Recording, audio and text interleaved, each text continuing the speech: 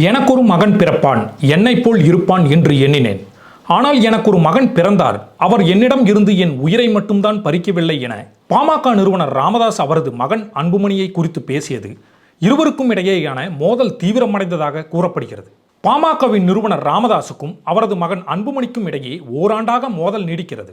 இரு பிரிவாக கட்சி செயல்படும் நிலையில் அன்புமணியை தலைவராகவும் அவரது தரப்பை பாமகவாக அங்கீகரித்தும் தேர்தல் ஆணையம் அறிவித்துள்ளது. ராமதாஸ் தரப்பில் அளித்த ஆவணங்களை தேர்தல் கமிஷன் ஏற்க மறுத்துவிட்டது. இதனால் ராமதாஸ் தலைமையிலான பாமகவினர் கடும் அதிர்ச்சி அடைந்துள்ளனர். வாரிசு அரசியலை ஊக்குவிக்க மாட்டேன் என்று ராமதாஸ் அவர்கள் பல்வேறு காலகட்டங்களில் சொல்லிய பிறகு தனது மகனையே கட்சிக்கு தலைமை தாங்க வைத்தார். கட்சி ஆரம்பிக்கும் பொழுது தான் சார்ந்திருக்கிற சமுதாயத்தை விட தலித் சமுதாயத்திற்கு அதிக முக்கியத்துவம் கொடுத்து அவர்களுக்கு ஆட்சி அதிகாரத்தில் அமர வைத்து அழகு பார்ப்பதுதான் என்னுடைய முதல் எண்ணம் என்று ராமதாஸ் கூறி வந்தார். ஒரு கட்டத்தில் அவர் தன்னுடைய மகனை கட்சியில் முன்னெடுத்தது மட்டுமல்லாமல் 2004ஆம் ஆண்டு தனது மகன் அன்புமணியை 35வது இளம் வயதில் கேபினெட் அமைச்சராக்கினார். அதற்கு பிறகு பாமக கட்சி தலைவராகவும் உருவாக்கினார். அப்படி இருக்க தனக்கு பிறகு அடுத்த கட்ட தலைவர் யார் என்று அடையாளம் காணுவதில் குழப்பம் அடைந்து வருகிறார். கடந்த காலங்களில் நிழல் பட்ஜெட் மாதிரியான விஷயங்கள் எல்லாம் வெளியிட்டு ஆளும் அரசுக்கு சவாலாக இருந்து வந்தவர் ராமதாஸ். ஜி.கே. மணியின் மகன் தமிழ்குமரனுக்கு இளைஞரணி பொறுப்பு வழங்கப்பட்டது கட்சியில் ஆரம்ப பிளவு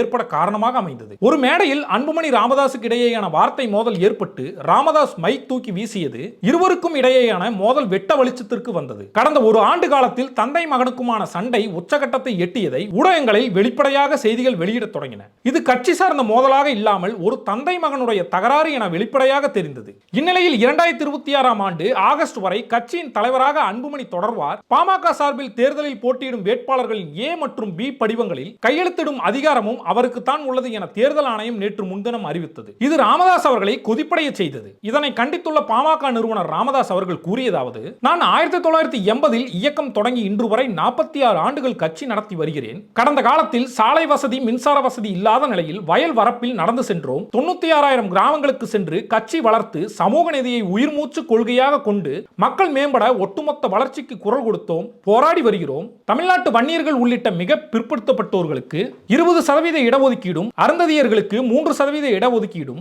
முஸ்லிம்களுக்கு 3.5 இடஒதுக்கீடும் பெற்றுக் கொடுத்தேன். அதன் பின் வன்னியர்களுக்கு 10.5% இடஒதுக்கீடும் பெற்றுக் கொடுத்தேன். ஆனால் அது இன்னும் நிறைவேற்றப்படவில்லை. இந்திய அளவில் மத்திய கல்வி நிறுவனங்களின் இதர பிற்படுத்தப்பட்ட வகுப்பினருக்கு 27% இடஒதுக்கீடு, மத்திய மருத்துவ படிப்பில் பட்டியலின பழங்குடியினர் SC/ST வகுப்பினருக்கு இடஒதுக்கீடு பெற்றுக் கொடுத்ததை நாடே அறியும். 2023இல் நடந்த பொதுக்குழுவில் தான் தலைவராக தேர்ந்தெடுக்கப்பட்டதாக போலியான ஆவணங்களை தில்லி தலைமை தேர்தல் ஆணையத்தில் அன்புமணி கொடுத்துள்ளார். இதையடுத்து 2026ஆம் ஆண்டு வரை தலைவராக அன்புமணி பதவியில் இருப்பதாக தேர்தல் ஆணையம் கடிதம் கொடுத்துள்ளது கண்டனத்துக்குரியது. இது தேர்தல் ஆணையத்தின் மோசடியான நடவடிக்கையாகும். தேர்தல் ஆணையம் கட்சியை என்னிடமிருந்து பறித்து அன்புமணிக்கு திருடி கொடுத்துள்ளது. இப்படி எனது கட்சியை பறித்துக் கொண்டது என் உயிரை பறித்ததாகும். 46 ஆண்டு காலம் உழைத்து போராடி என்னிடமிருந்து பறித்து கொண்டது சொல்ல முடியாத உயிர் பறிபோன செயல். கண்ணீர் வடிக்கிறேன், கலங்கி நிற்கிறேன். நான் மருத்துவமனையில் இருந்தபோது பல்வேறு கட்சிகளை சேர்ந்த தலைவர்கள் வந்து நலம் விசாரித்தனர். அன்புமணி மட்டும் கீழே உள்ள மருத்துவரிடம் நலம் விசாரித்து விட்டு சென்று விட்டார். மக்களை ஏமாற்ற முடியாது. நான் வயிறெறிந்து சொல்கிறேன், அன்புமணியின் அரசியல் பயணம் இதோடு முடிந்து விட்டது.